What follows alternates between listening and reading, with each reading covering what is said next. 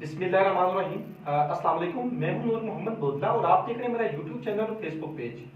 आज हम बात करेंगे 12वीं क्लास के अंदर जो निसाब में 20 नंबर का जो सवाल है मजमून नगारी का, उस पर बात करेंगे। मजमून नगारी का जो सवाल है ये 20 नंबर का है और ये सबसे बड़ा सवाल होता है और इसमें सबसे ज्यादा नंबर कटने के भी खदशात होते हैं। आज हम बात करेंगे कि वो कौन से तरीके हैं, कौन सी ऐसे अवामिल हैं जो हमें नंबर ज्यादा दे सकते हैं और वो कौन से अवामिल हैं जो हमारे नंबरों के कटने का सबब बनते हैं। तो आज हम इस पे बात करेंगे। तो सबसे पहले तो आप लोगों ने क्या करना है कि हाशिए लगाने हैं दोनों साइडों पर अपनी शीट के। फर्ज करें कि ये शीट है और शीट का ये वो हिस्सा है जहां पे आप लिख रहे हैं। तो सबसे पहले आप लोगों ने क्या करना है कि सवाल नंबर लिखना है और ये हाशिए के साथ लिखना है, इसी तरह जहां पर ये लिखा हुआ है। उसके बाद आप लोगों ने जो नंबर वहां पर मौजूद है सवाल नंबर का, वही आपने देना है और ये सवाल नंबर 7 ही होगा। उसके बाद आप दरमियान में जहां पे ये बात खत्म हो रही हो, ये सवाल खत्म हो रहा हो, उसके नीचे अगर आपके पास राइटिंग स्पीड अच्छी है और अगर आपके पास वक्त है तो आप ये मजमून नगारी का जो दोनों जो अल्फाज हैं ये आप लिख सकते हैं और उसको जरा खूबसूरत बना दीजिए जितना मैक्सिमम हो सके। और अगर आपके पास राइटिंग स्पीड अच्छी नहीं, आपके पास वक्त नहीं, तो आप इसको छोड़ दीजिए, ये कोई जरूरी चीज नहीं है और ये आपकी खूबसूरती को बढ़ा सकती है, खूबसूरती को कम नहीं कर सकती। तो उसके बाद आप लोगों ने दरमियान में नीचे, चाहे आप एक लाइन छोड़ दीजिए बीच में और आपने नीचे जो उन्वान है वो आप लोगों ने लिख देना है और वो बिल्कुल ठीक होना चाहिए, तालीमे निस्मा। अब इसके बाद हम बात करेंगे कि वो कौन सी चीजें हैं जो हमारे नंबरों के कटने का सबब बनती है। वो सबसे पहले ये है कि जो हमारा उन्वान है, हम उस उन्वान के ऊपर बात शुरू नहीं करते। हम आगाज जो हमारी जो तमहीद है वो हम उससे आगाज नहीं करते, हम कोई और ऐसी बात से शुरू कर लेते हैं या वो बड़ी कोई इतनी वो ऑथेंटिक नहीं होती, बात कोई इतनी मुतबर नहीं होती, तो हम ऐसी बातों से आगाज कर लेते हैं। हमेशा जब भी आप मजमून का आगाज करें और जो उन्वान आप चुन रहे हैं, आपके पास 3 उन्वानात हैं और उनमें से जो आपने चुना वो आपने जाहिर है वही चुना होगा जो जिस पे आपको बहुत ज्यादा अबूर होगा, और हमेशा वही चुनना चाहिए जिसके बारे में आपके पास बहुत ज्यादा इल्म मौजूद हो, आपके पास उसके बारे में मवाद मौजूद हो, ताकि आप उस पर ज्यादा से ज्यादा और अच्छे से अच्छा लिख सकें। तो आपने जो उन्वान चुना उस उन्वान के ऊपर आप लोगों ने बात का आगाज करना है और उसके लफ्जी तौर पर और उसका जो तारुफ है उसके ऊपर आपने बात करनी। मसलन तालीम निस्मा, तालीम निस्मा क्या है, तालीम क्या है, इल्म क्या है। उसके बाद निस्मा क्या है, यानी कि औरतों की तालीम, और ये लफ्ज निस्मा होता है तो नीचे जेर होती है। तो आप लोगों ने इस पे बात करनी है कि इसका क्या मतलब है और ये दोनों का क्या मतलब बना, यानी औरतों की तालीम। तो हमारे पास जो ये उन्वान आया वो ये है कि हमने औरतों की तालीम पर बात करनी है। और उसके बाद आप लोगों ने जो पहला पैराग्राफ है ये इसी पर आपने बड़े अच्छे अंदाज में लिखना है और फिर आप लोगों ने जो आगाज करना है, आगे जो दूसरा जो इशू आता है, जो एक बड़ा मसला होता है कि हमने पैराग्राफ कैसे बनाने हैं, क्योंकि पैराग्राफ में ही मजमून लिखा जाता है। अगर आप पैराग्राफ से हटकर कोई मजमून लिखेंगे, आप हेडिंग्स दे देंगे, तो आपका मजमून बिल्कुल बेकार होगा,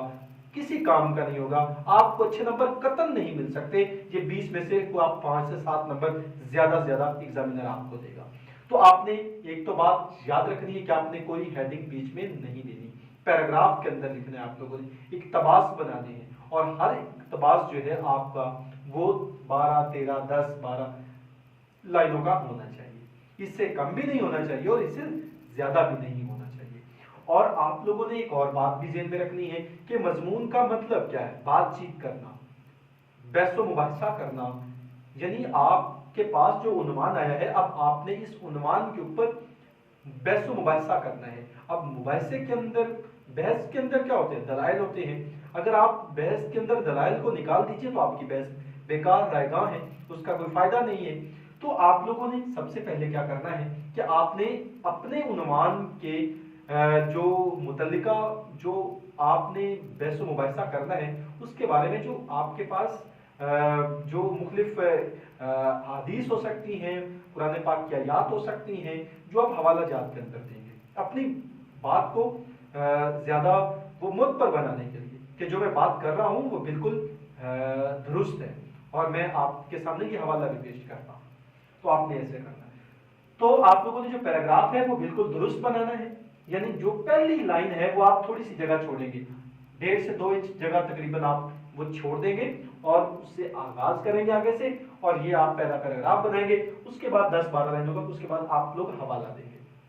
اب جب نیا پیراگراف آنا ہے تو یہ جو اوپر آپ نے پیراگراف شروع کیا تھا آپ نے اسی کی سی سے نیچے والا پیراگراف شروع کرنا ہے، یہ آپ نے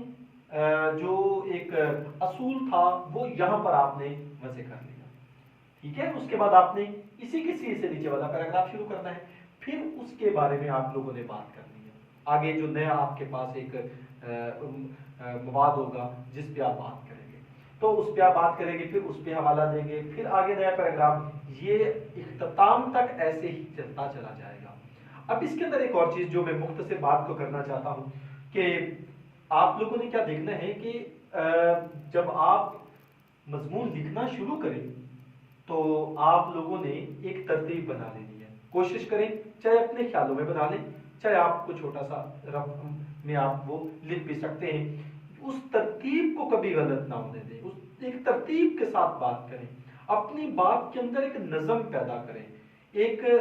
ربط ہو باتوں کے بیچ میں، یعنی تمام باتیں آپس میں جڑی ہوئی ہوں۔ اگر باتیں آپ کی جڑی ہوئی نہیں ہیں،